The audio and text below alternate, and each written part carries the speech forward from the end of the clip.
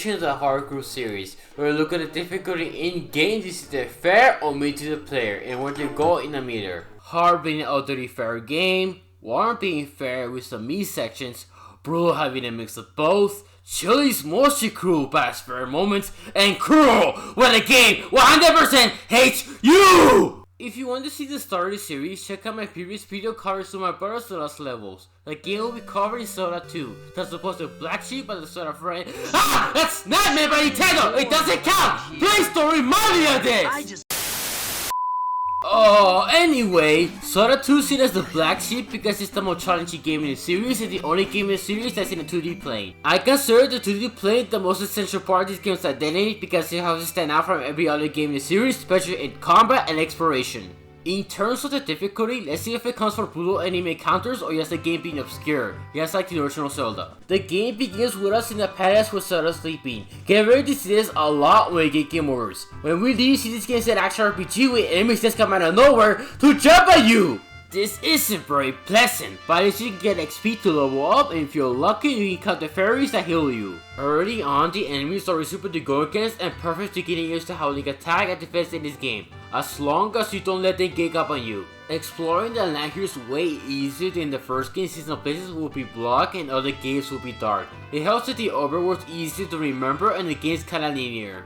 You can find a village easily if you go to the right side of where you start. In every town in the game you can get free health and magic, which is nice! Zelda 2 is the first game in the series to introduce magic. It has the most critical magic meter in the series as it plays a significant role in puzzles and combat. I like how it is in this game because it encourages players to use it wisely since it's hard to get refills outside towns. You can get some good advice by the NPCs here, but then there's this advice. You can't forget those useless NPCs who say the same thing in every town! All the villages have an old man who teaches important spells if you talk to a specific NPC or to a quest. To this game's credit, it does tell you that there's an old man in every village. When you leave the first village, you must go to this cave even though you need a candle which allows you to see in caves and is found in Palapa Palace. I would have preferred the cave didn't have an enemy as they can scare new players making it believe there are hidden projectiles and such in the cave. These will lead them to wander around aimlessly until they decide to use a guide. Once you leave that cave, you see the first dungeon, but you can get a heart container if you go down into the platforming section with bubbles. Thanks to this game, this time people will know their rewards just for looking around. Just be patient regarding these sections so you don't get into a hole by the enemy and lose a life. That aside, the dungeons in this game don't have a map and the rules look similar. However, the way they are made with dead ends, locked doors, and elevators make it easier to go to without feeling lost. In some of them, you can even find fairies that heal you. The enemies in the first dungeon are fairly go against, except for sometimes the bubble. Yeah, I know what it named. Who can appear fast and take forever to kill.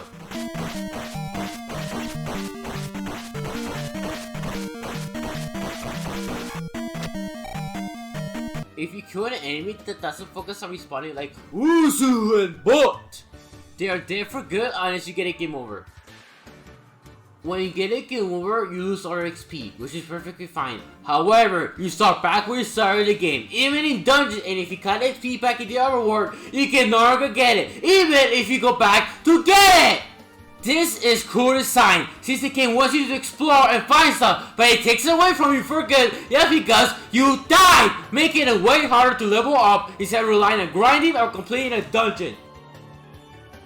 Complaining aside, when we fight Horsehead, he's similar to the Knuckles, the knights we fought in this dungeon. Both are decently fun to go against. When we leave the dungeon, if a rock does not block the entrance, you do not have the item, but if it is, you have everything. It's a fantastic way to tell the player they are missing something. Now that you have the candle, you can explore caves that give you items for side quests that gives you jump and other future spells or increase magic capacity. This makes exploration much more rewarding and manageable than the first game, which does not indicate when to put a bomb or a candle. There are some exceptions though. For instance, this damn mirror, which is something found on this table inside this house that is no different from other tables in the game. Even worse, this one gives you the most helpful spell in the game, life! I wish this spell could give me life though. After that, we slowly go to the new palace with a ton of enemy encounters, and I credit the game for keeping a red potion that fully restores magic. Once we get to Medoro Palace, we get introduced to Mao and Ra, the most annoying enemies in the game because they love to mob you while you fight more formidable enemies. Mao especially becomes annoying later on when you try to traverse to pits because they can knock you into the lava. Aside from that, nothing happens here except you can get the handy glove item that breaks blocks. The boss Gemma Phaser is pretty fun to go against since you have to do him while avoiding the beast thrown by his helmet without feeling overwhelming. Once that's finished, you have to find this mindless secret that is found in this forest spot with no indication that it's different. We then move on to the maze that will give people flashbacks to the one maze in Selfish Emissary. I like the labyrinth for a lot of reasons. There's no obscure way to get out, unlike a particular game I covered. Enemies that don't respawn are dead unless you get a game over. The voice here provide a fair challenge, and how to decide with that end make it easy to know where not to go. Sure, that is just that if you get a game over, you have to start from scratch. However, that applies everywhere else in the game. Once you're out, you must get the hammer if you don't want to do this maze again, although you have to find this route that is located here. When we get to the next town, the game does an excellent job of showing you can get 1 or 2 common skills in the game, which are super helpful. Remember to find a fairy spell in here because you need it to even progress. I have a big problem with the game as soon as you leave the town. It likes to overwhelm you, especially if you are the cemetery, where it allows to bombard you with super fast moas that are impossible to avoid. Even worse, you must find a tunnel leading to the third palace around this area. However, the map does not indicate what it is, causing you to have to deal with the boss while trying to find it. Island Palace is a fun dungeon with enemies are fun to go against, like Blue Blocker and the Blue Loco, which I thought was unfair at first. But after you hit it, bro will go to his Moonlight phase and go wild for 5 seconds before you can safely hit him again. The only issue I have with the palace is that Mouse loves to corner you and shoot their annoying lasers. The boss fight Rebel Knight is decent, but he's the worst boss fight in the game because he has a Blue Loco who's always in his Moonlight phase and on a horse. Remember that he will also be a sub-boss in later dungeons. Don't forget to get the Rapture, you have to use it once. When we go to Eastern Hyrule, we see that we need fire to even damage enemies like Dertile and Aronda. Just run from it because magic is better used for life or shield. Following us on pathways that are enjoyable to go through, we then go to the next village with a pretty good secret to find the final combat skill, Upper Trust.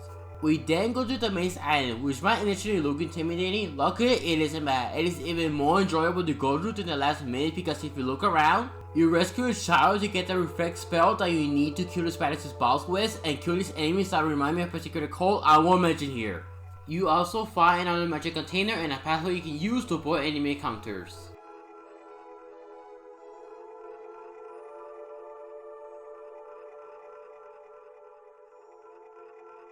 Maze Island Palace changes up the formula by having you fall a lot. It is pretty well shown that you won't die since there's no lava in the areas you can fall in. There are some challenging sections like here, but a bubble being there makes it annoying. Here's a hint for these sections. Use jump and time it right to avoid the rot easily. Aside from these positives, the dodge is the worst in the game.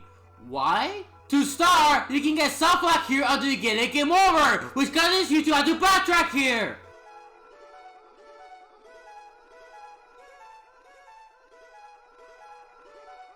Two, Mouse City section love to bother you. And boo! Get jumpscared, buddy, that's for going this way. Third, the boss, Korok, is only possible to go against with reflection, and even then, he's just not fun to go against because he's way too fast. Following this dungeon, you can use the water boost you acquire to walk on water, and you can immediately go to the next dungeon and find a heart container. Even though I wish this game indicated the area, you can find the heart piece much more clearly.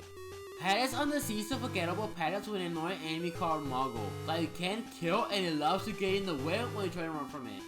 However, it also has two positives. This block puzzle is the closest you get to a puzzle in this game, and the boss Bulma takes skill to go against. I know what you're gonna say about this section. Dr. Gamer, this is so stupid because this is so obscure! The game tells you there will be invisible wall in palaces, even though it doesn't mention which one though. After all, you use a flute to kill the spider and I did the 4 sections. I recommend you ignore the enemies in these sections since rocks are throwing you at different spots so you lose more like fighting than running. Then after that, the game becomes cryptic and you will probably be wandering around, not even finding anything. Don't forget that you can't enter the cemetery or this town because there are invisible enemies. To even progress in the game, you must find a hidden village in this area using a hammer, which will be very fun because of the random enemy encounters that will make this tedious. When you're inside, you must find a spell named Spell. Wow, what a name! It's like a human being named Human! That is cleverly found in the chimney. This spell is so useless and only has one primary usage, and that is just to have disappear. Even though the game states the secrets found at the end of the village, there's no hint that you need to use the spell here. Inside this area, you find a magical or infinite key, which is the only way you can even progress to the next dungeon. Don't forget you need to find the last magic container here, because you need it for the final spell in the game.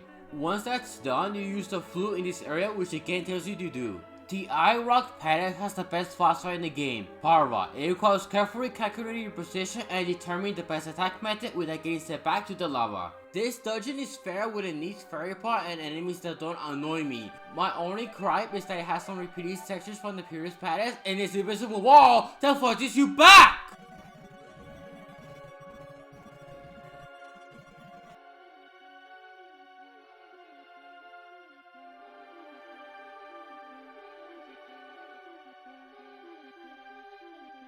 And move on to the final sections of the game with the help of the cross that allows you to see purple walls. From this moment on, we have a difficulty spike with many issues I will cover as we go. Before you go to the final area, find this heart piece here with no indication that's in a different area and go to the abandoned village with the final spell, Thunder, with the prize only a single use. Then we must go through this passageway with many more and Kurupuku that you must kill to ensure you don't get knocked into the lava.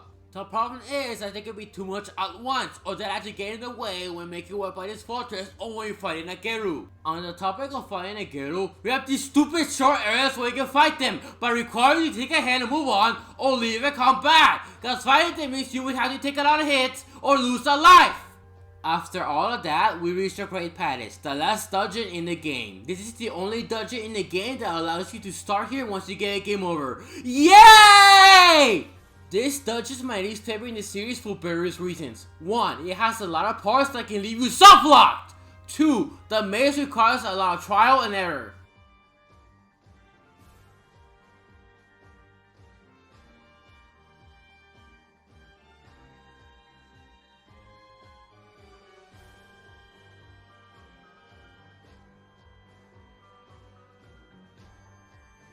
3. The boss Thunderbird is fair to go against, but the Thunder spell is required to even damage it. It doesn't help that the spell requires a full magic meter. And I know what you're going to say.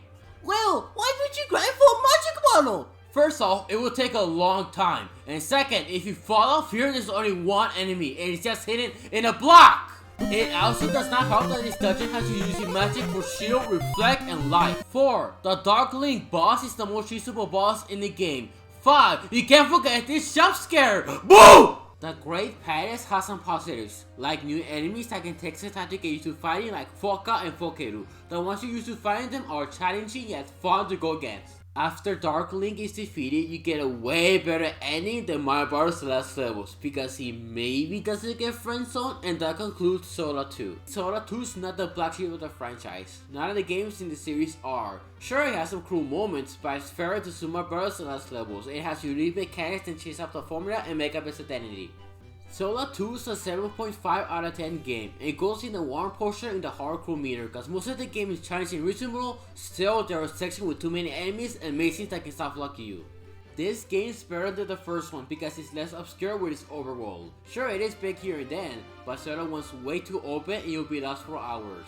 By the way, right now I'm making a Zelda Dungeons ranking video, so subscribe to see that when it eventually comes out though. That concludes this overhated sequel. Thank you for watching.